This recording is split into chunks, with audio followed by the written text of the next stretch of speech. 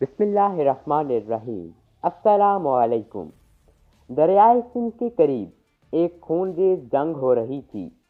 جنگ میں ایک پورا لشکر ختم ہو گیا تھا اور صرف ایک شخص اپنے گھوڑے کے ساتھ بچا ہوا تھا۔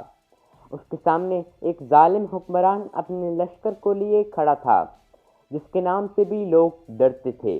وہ چنگیز خان تھا۔ اس نے سامنے کھڑے شخص سے کہا، میں اپنے ہاتھوں سے تمہیں ماروں گا۔ اس شخص کے آگے چنگیز خان کا منگول لشکر اور پیچھے دریائے سندھ تھا، مطلب آگے کنواں پیچھے کھائی، جس طرف بھی جاتا موت اس کا مقدر تھی۔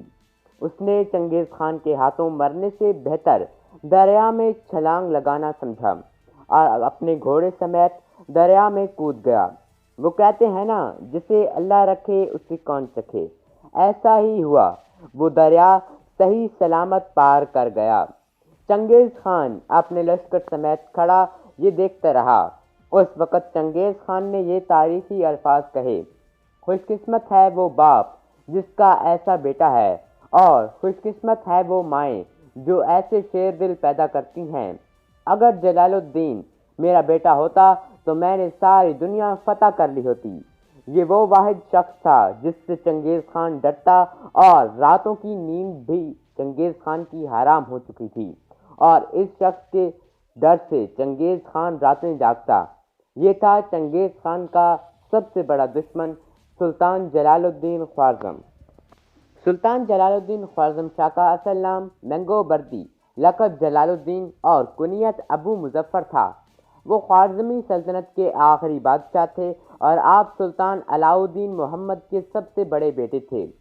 جب یہ معلوم ہوا کہ چنگیز خان خوارزم کی طرف بڑھ رہا ہے تو انہوں نے اپنے باپ کو اس کے خلاف فیصلہ کن جنگ کرنے کا کہا، لیکن ان کے والد سلطان علاء الدین محمد نے ایسا نہیں کیا۔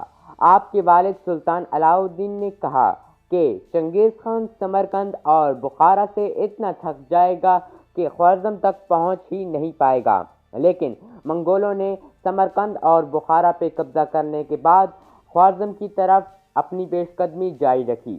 سلطان علاء الدین نے پیچھے ہٹنا شروع کر دیا، اور جب منگول پہنچے تو ان کا مقابلہ نہ کر پائے اور شکست کھا گئے۔ اس کے بعد وہ بیمار ہو گئے اور اپنی رہی سہی سلطنت جلال الدین خوارزم شاہ کے حوالے کر دی۔ 1220 میں اپنے والد کی وفات کے بعد جلال الدین اقتدار میں آئے اور پیچھے ہٹ گیا۔ جلال الدین کو چنگیز خان کے بعد جس سے سب سے زیادہ خطرہ رہا وہ ترکان خاتون تھی۔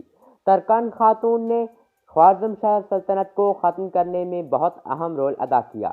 وہ چنگیز خان کے ساتھ مل کر سازشیں کرتی رہی، اور جس کا نتیجہ یہ نکلا کہ خوارزمی سلطنت ختم ہو گئی۔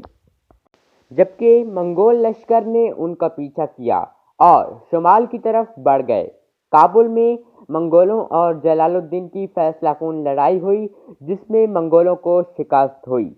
جلال الدین خوارزم شاہ نے اپنی زندگی کے آخری دن منگولوں اور سلجوقوں کے خلاف لڑائیوں میں گزار دی۔ اس کے پیچھے پڑے رہے منگول، لیکن منگول اسے مار نہیں سکے۔ لیکن موت تو آخر ہر کسی کو آنی ہی ہے۔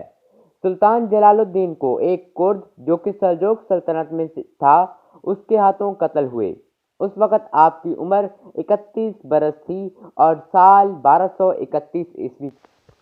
کچھ عرصہ پہلے ازبکستان کے وزیر ثقافت نے ترک حکومت سے یہ مطالبہ کیا کہ وہ سلطان جلال الدین خوارزم شاہ پہ ڈرامہ سیریل بنائے، جس پہ ترک حکومت نے یہ ٹاسک ترکی کے ایک فیمس پروڈیوسر مہمت بوزدیگ کو سونپا۔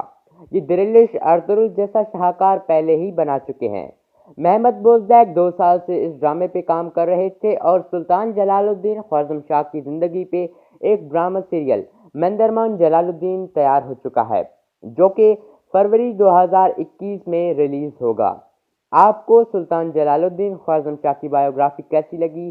ہمیں کامنٹ سیکشن میں ضرور اپنی رائے سے آگاہ کیجیے گا، اور اگر ابھی تک آپ نے ستاروں سے آگے چینل کو سبسکرائب نہیں کیا تو سبسکرائب کر کے بیل آئیکن ضرور دبائیں۔ اگلی ویڈیو تک کے لیے ہمیں اجازت دیں۔ اللہ حافظ۔